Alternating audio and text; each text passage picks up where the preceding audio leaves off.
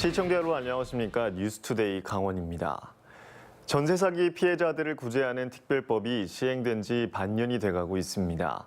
강원도에서도 100명 넘게 피해를 호소했었는데요. 이들의 삶은 좀 나아졌을까요? 이송미 기자가 만나봤습니다.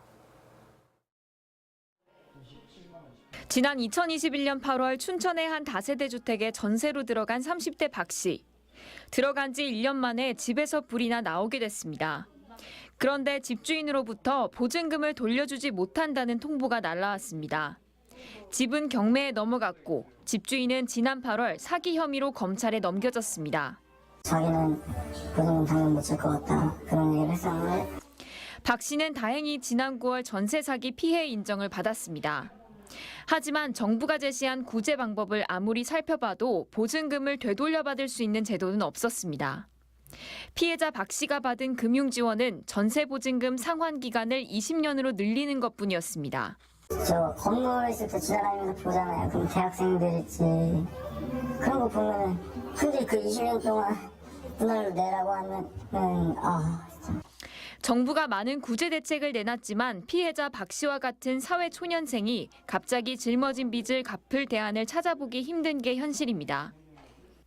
또 다른 전세 사기 피해자 20대 정 씨는 최근 근로계약이 끝나 보증금 상환에 생계 유지까지 어려워졌습니다.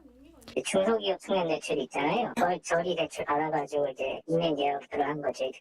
긴급 복지 지원도 신청해봤지만 거절당했습니다.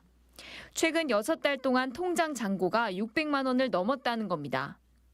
정 씨는 개인 회생까지 고민하고 있습니다. 이자 20년 상환인가? 신청을 하려고 하는데 궁극적으로 이제 또 개인 회생을 가야겠죠. 특별법 시행 이후 저금리로 추가 대출을 받을 수도 있게 됐고 생계가 어려워지면 긴급복지 지원도 받을 수 있습니다. 하지만 피해자들은 효과가 없다고 지적합니다. 이미 대출받은 빚이 있는 상태라 아무리 저리라도 추가 대출을 받는 건 부담만 더할 뿐이라는 겁니다.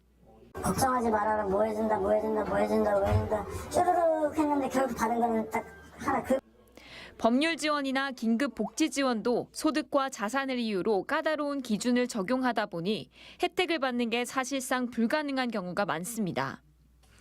지난달 말까지 강원도에서 전세 사기를 신청한 사람은 107명으로 이 가운데 77명은 피해자로 인정받았습니다. 아직도 16명은 피해자 인정 심의를 받고 있습니다. 피해자로 인정받기까지도 2달이나 걸렸지만 감당하기 어려운 빚에 시달리는 전세 사기 청년 피해자들은 보다 현실성 있는 대책을 호소하고 있습니다. MBC 뉴스 이송미입니다.